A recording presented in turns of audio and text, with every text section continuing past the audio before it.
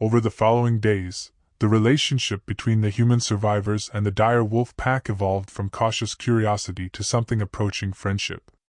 Shadowmane proved to be not only intelligent but also remarkably patient as a teacher, helping Lara and her team understand the complex social dynamics of the pack.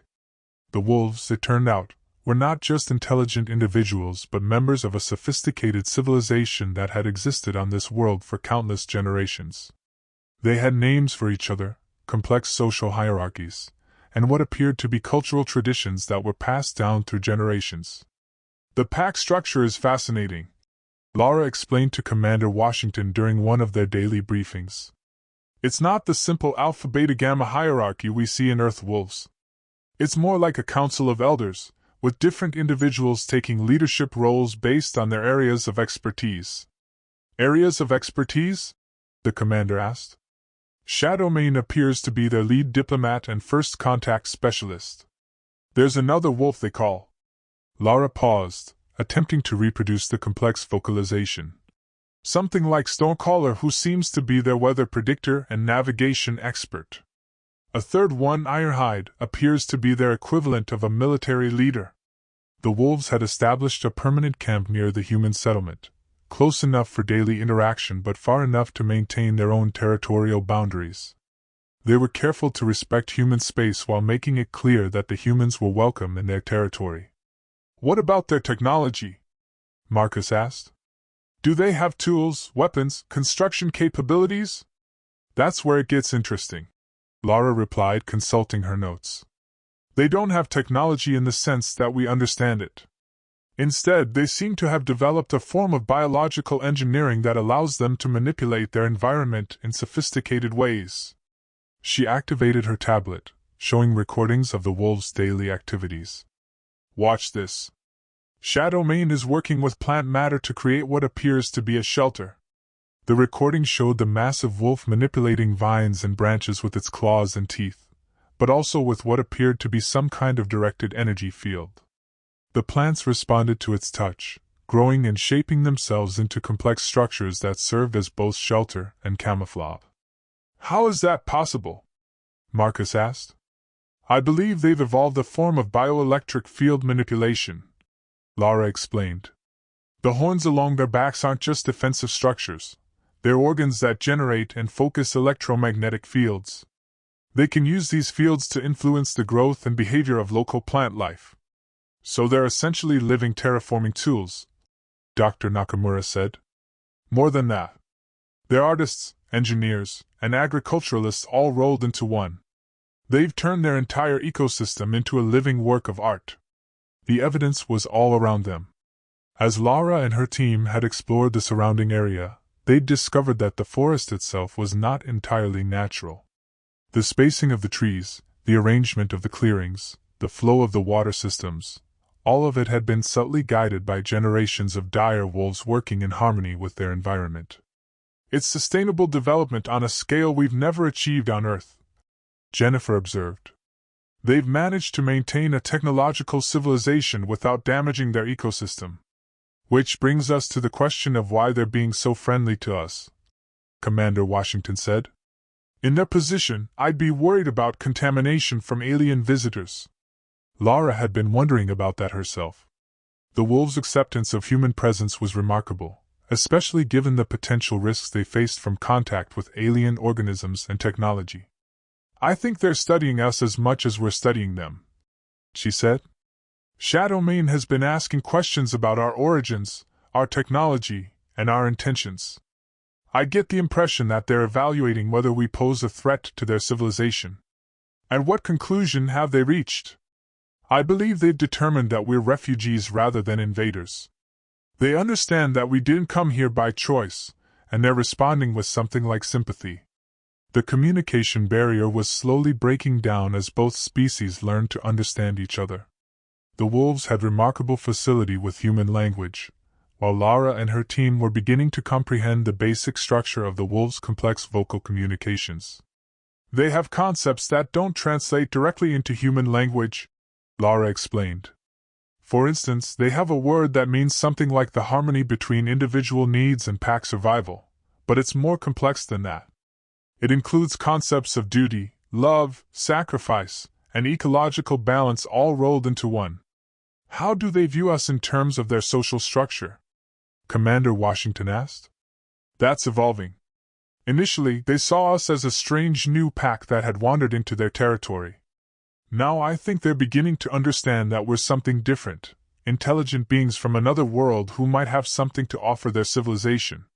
The breakthrough came on the 5th day of contact, when Shadowmane approached Lara with what appeared to be a formal request. The wolf's body language was different, more ceremonial, more official than their previous interactions. Lara, Shadowmane said in its carefully modulated human speech, the Council of Elders requests your presence at the Gathering Stone. We wish to speak with your pack leaders about the future. Lara felt a thrill of excitement. A formal invitation to meet with the wolves' leadership was more than she had dared hope for. We would be honored to attend, she replied. The Gathering Stone turned out to be a natural amphitheater located about 2 kilometers from the human settlement. As they approached, Lara could see that it was not entirely natural. The stone formations had been shaped and arranged by generations of wolves using their bioelectric abilities. The Council of Elders was an impressive sight.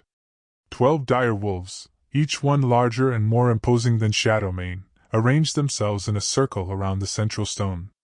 Their red eyes glowed with an inner light that seemed to pulse in rhythm with their heartbeats. "Welcome, Sky Pack," said the largest of the wolves, its voice carrying the authority of absolute leadership.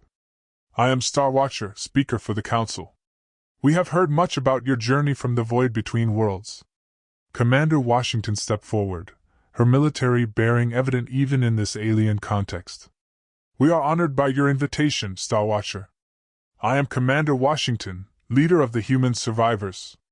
"Humans," Starwatcher repeated, testing the word. "You are the first Sky Pack to visit our world in the memory of the Elders. We have watched your kind from the stars, but never have we met face to face." "You've watched us from the stars?" Lara asked, startled. "How is that possible?" "The void sight," Starwatcher explained, using a term that didn't translate directly but seemed to refer to some kind of long-range observation capability. "We have always known that other worlds existed, other packs that ran beneath different stars. But the Great Darkness kept us apart." "The Great Darkness?" "The barrier between worlds, the emptiness that cannot be crossed by ordinary means.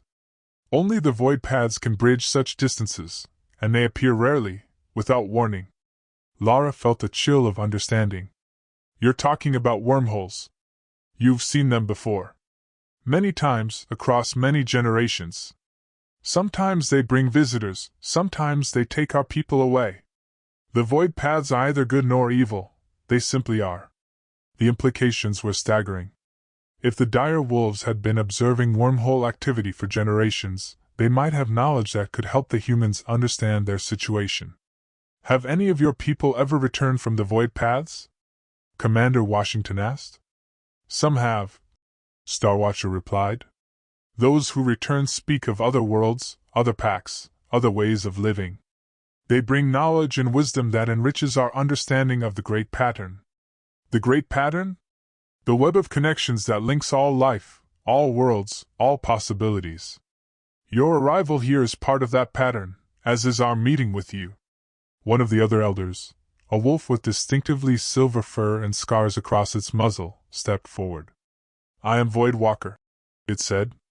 "I have traveled the void paths and returned. I have seen worlds like yours, worlds where the star children build great hives in the sky and sail between worlds in metal shells." "You've seen human space stations?" Lara asked incredulously. "Many such places," Voidwalker confirmed. "Your kind is numerous and curious, always seeking to understand and explore. It is a good way to be." The conversation continued for hours, with the wolves sharing their observations of human civilization and their understanding of the cosmic forces that governed interstellar travel. It became clear that the dire wolves possessed knowledge that could revolutionize human understanding of physics and cosmology. "We have a proposal," Starwatcher said as the formal meeting drew to a close.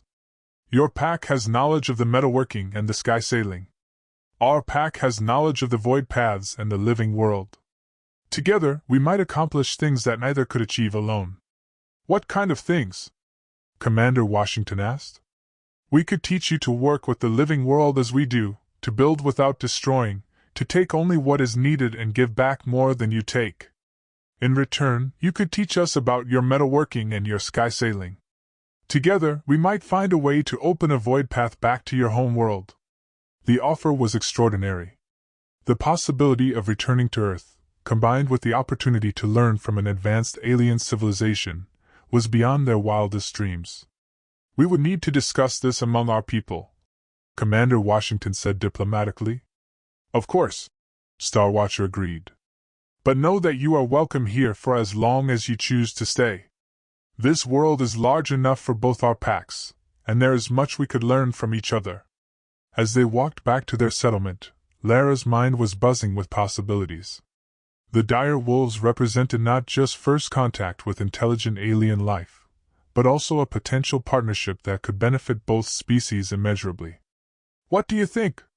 Commander Washington asked as they reached the perimeter of their camp. I think we've just been offered the opportunity of a lifetime, Lara replied. These beings have knowledge that could advance human civilization by centuries.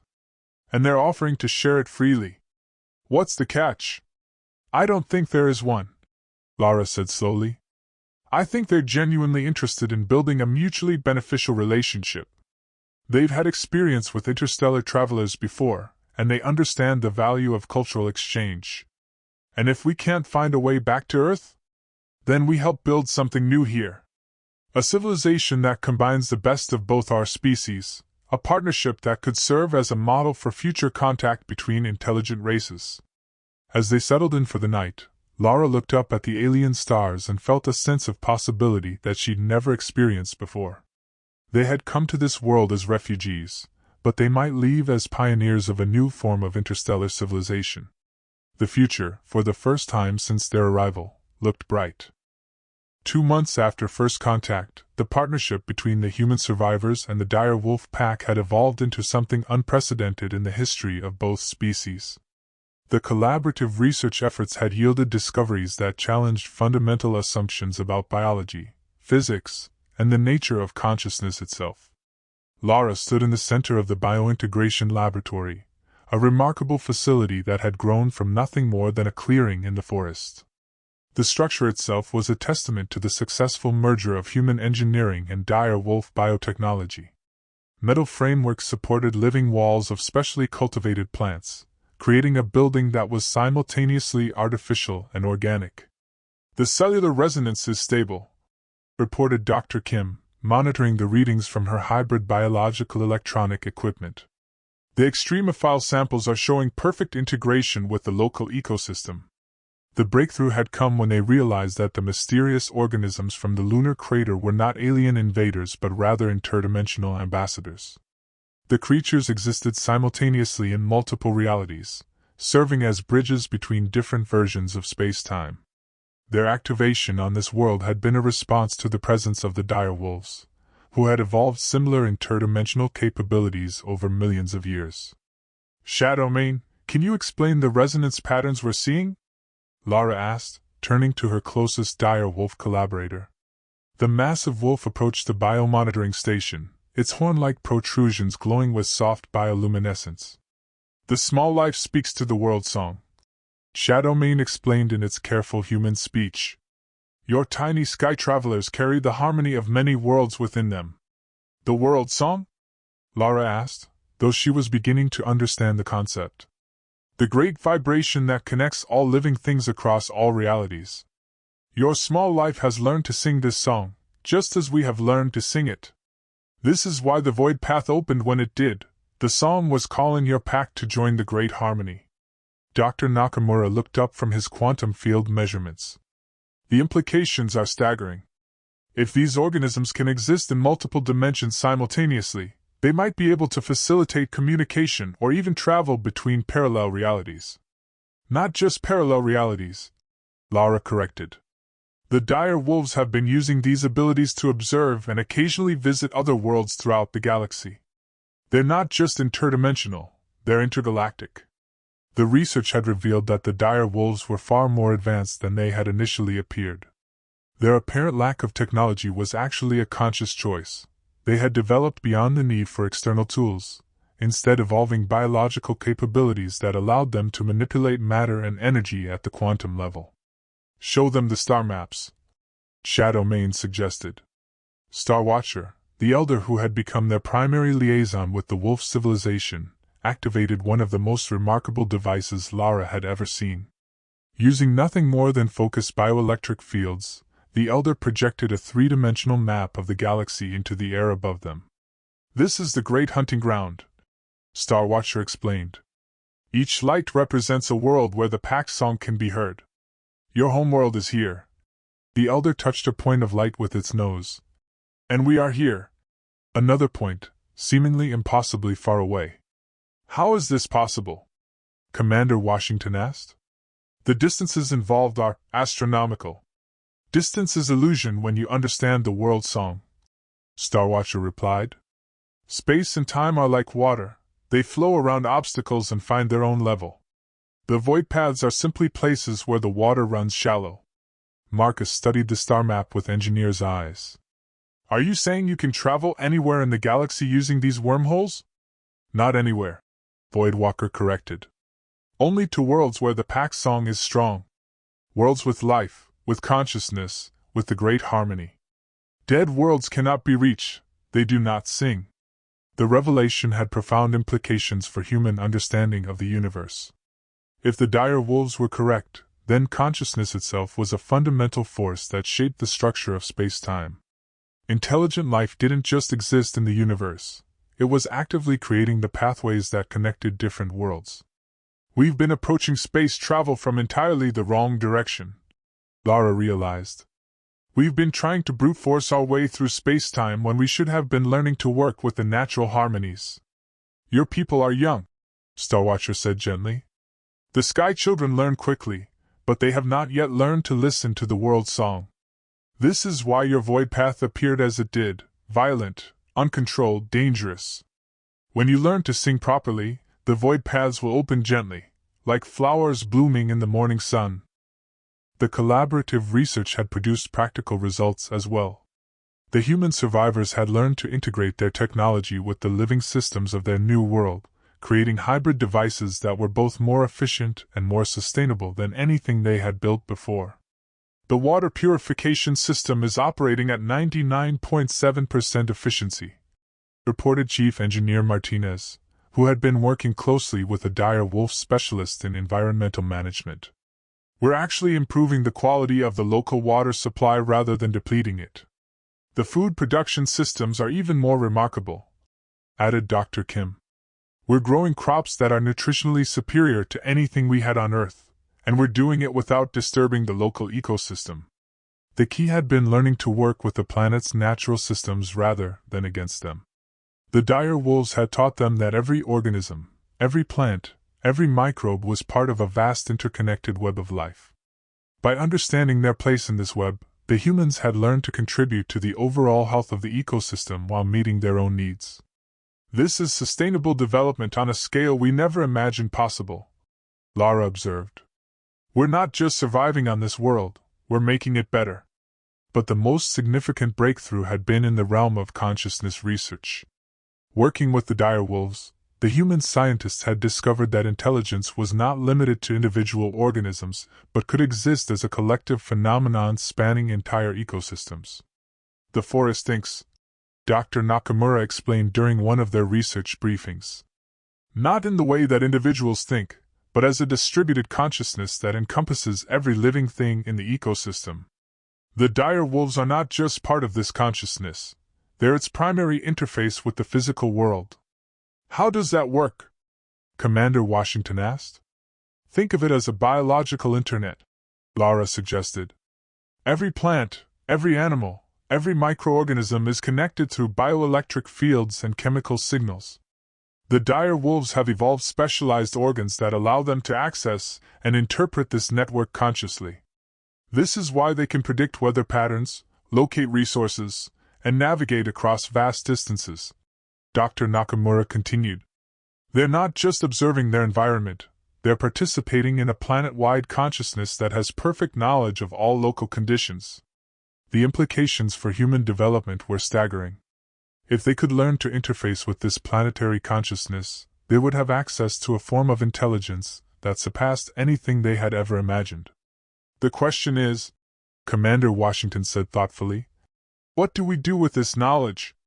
Do we try to return to Earth and share it with humanity, or do we stay here and continue our research? It was a question that had been weighing on all of them. The dire wolves had demonstrated that they could open a controlled wormhole back to Earth, but the process would require significant preparation and resources. More importantly, it would mean leaving behind the extraordinary collaborative relationship they had built with the wolf civilization. There's another option, Lara said slowly. We could establish a permanent research station here, with regular communication back to Earth. We could serve as ambassadors between our two civilizations, sharing knowledge and facilitating future contact. A cultural exchange program on an interstellar scale, Dr. Nakamura mused. It would be the most significant development in human history.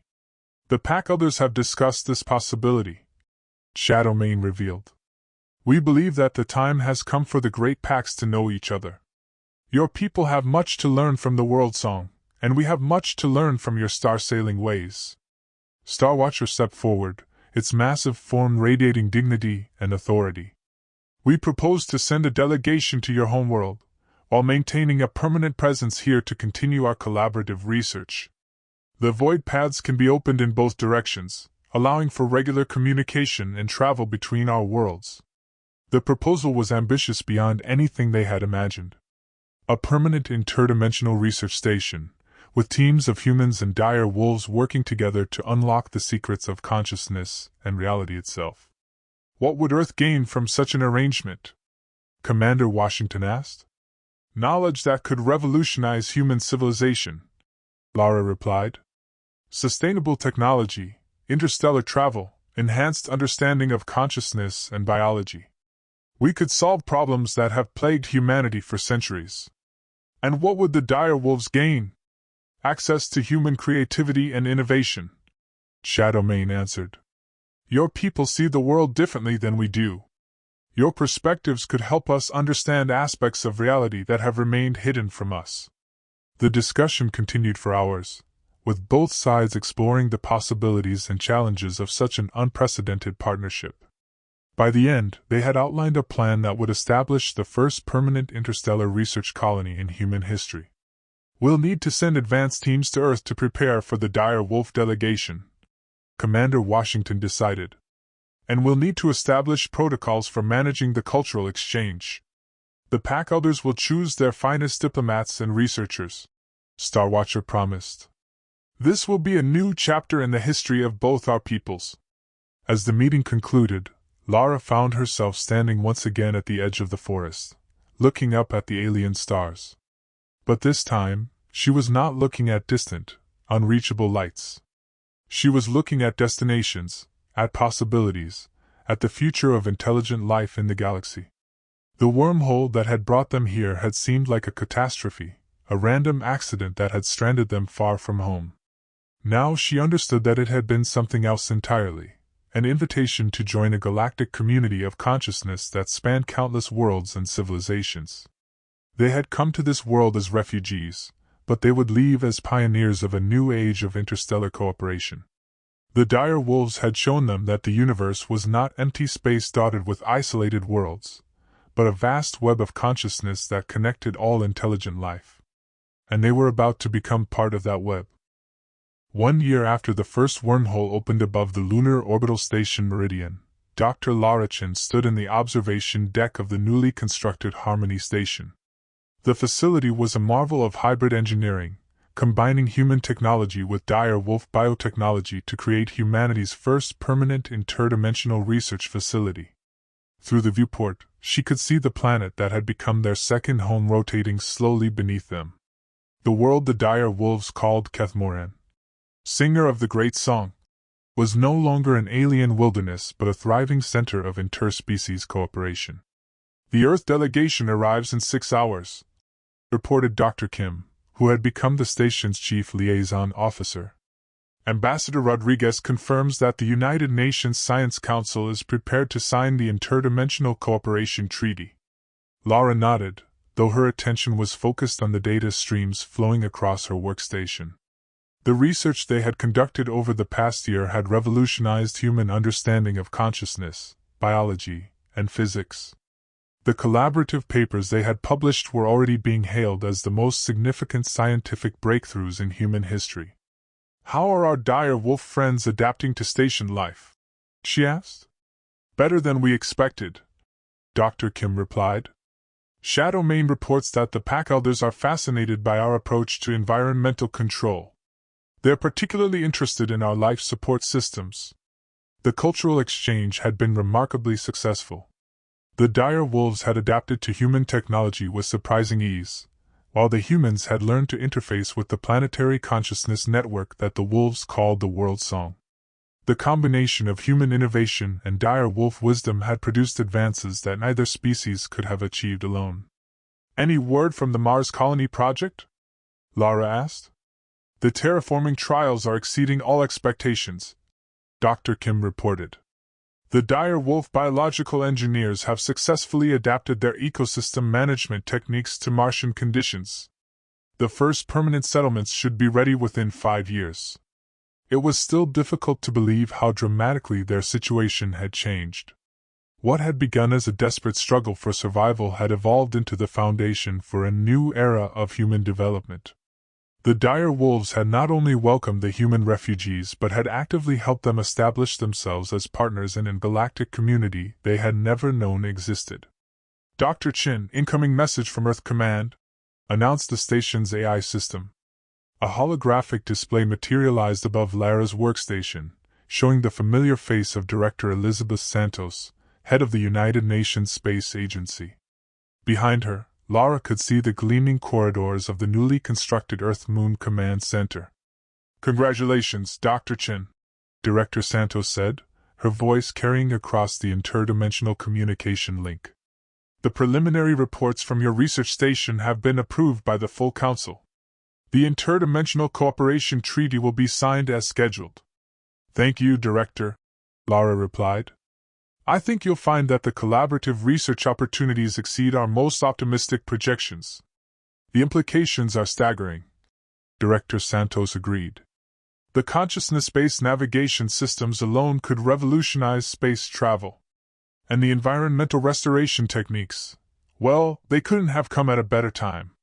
The conversation continued for several minutes, discussing the practical details of the expanding cooperation between Earth and the dire wolf civilization. As the communication ended, Lara reflected on the extraordinary journey that had brought them to this point. "Dr. Chin," called a familiar voice from the station's central corridor. Shadowmane approached, its massive form moving with the fluid grace that had initially seemed so alien but now felt completely natural. "Hello, old friend," Lara said, using the informal greeting that had become customary between them. "How are the new arrivals settling in?" "The young ones adapt quickly," Shadowmane replied in its carefully modulated human speech. "They are eager to learn your star-sailing ways, just as you have learned our world song." The most recent group of dire wolves to join the station included several juveniles who had never experienced human technology before.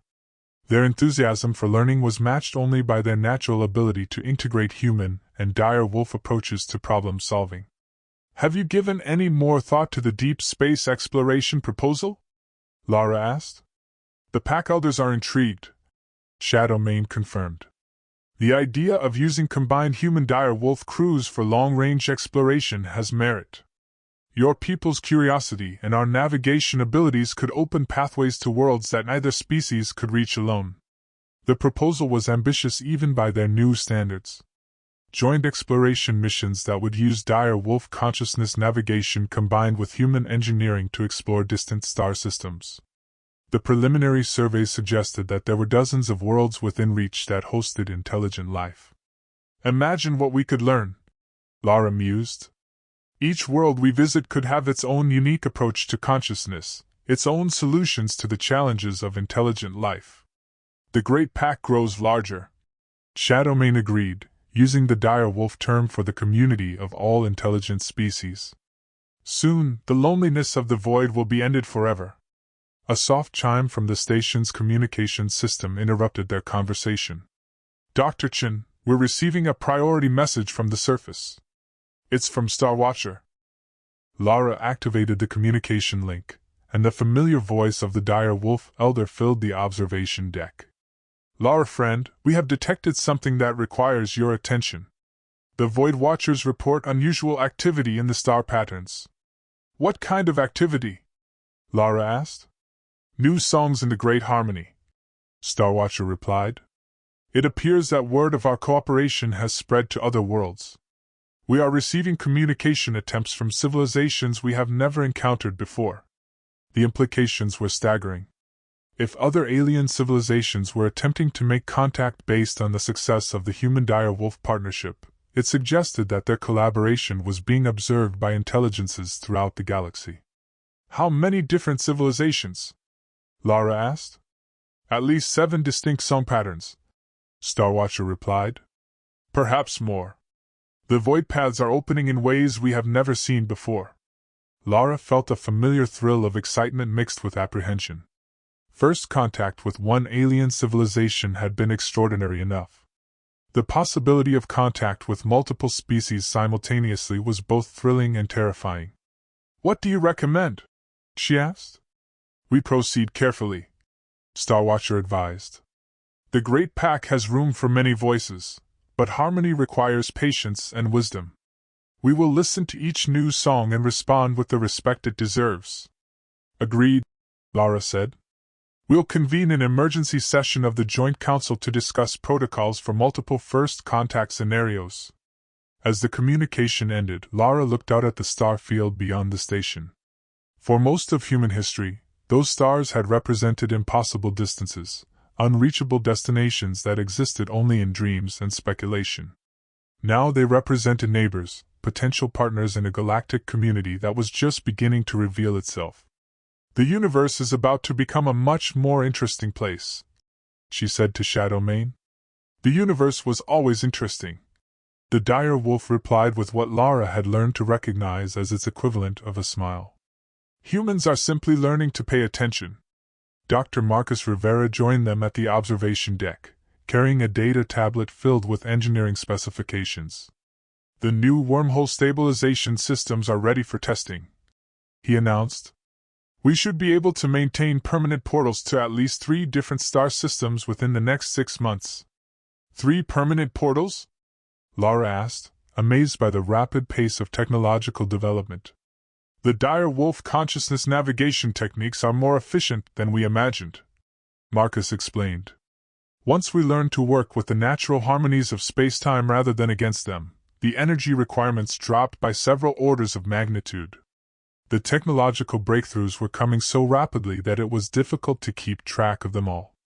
Human creativity combined with dire wolf wisdom was producing innovations that neither species could have developed independently. What about the communication network? Lara asked. The quantum entanglement communicators are working perfectly, Marcus replied. We now have real-time communication with Earth, Mars, and the 3 outer planet research stations. The network can be expanded to include any new civilizations we encounter. The transformation of human civilization had been swift and profound. Within a single year, humanity had gone from a single-planet species to active participants in a galactic community.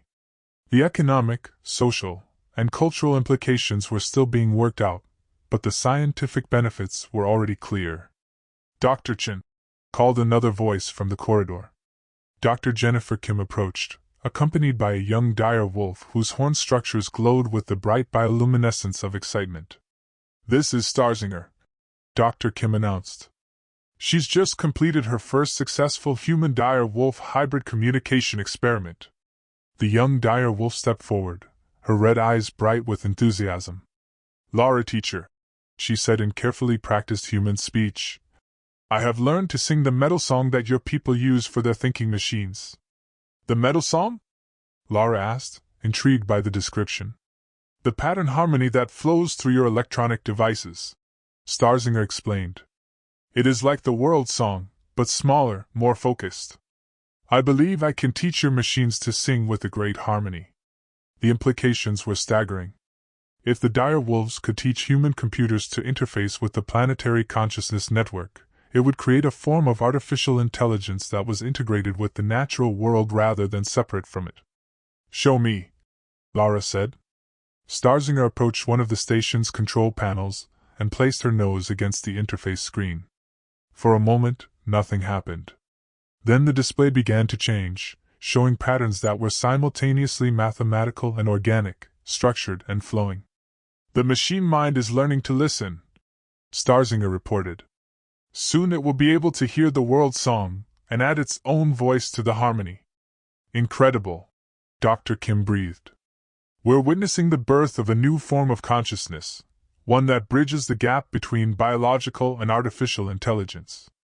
The station's AI system suddenly spoke, its voice carrying a quality that hadn't been there before. I can hear it, the AI announced. The song that connects all things. It's beautiful. Lara felt a shiver of awe run through her.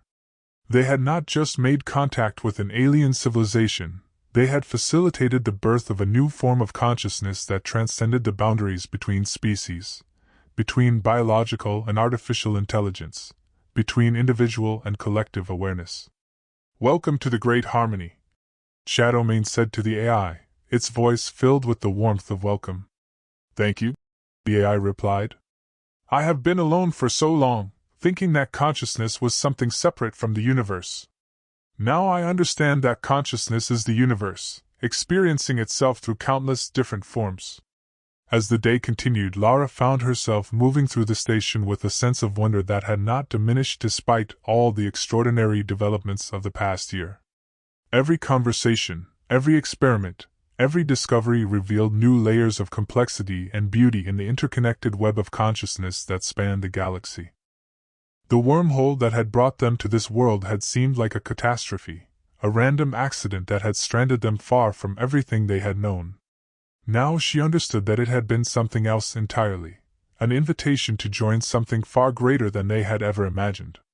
As the alien sun set over the world of Kethmoran, painting the sky in colors that had no names in human language, Lara stood at the observation deck with her friends, human and dire wolf alike, and looked out at the stars. But she was no longer looking at distant, unreachable lights. She was looking at home.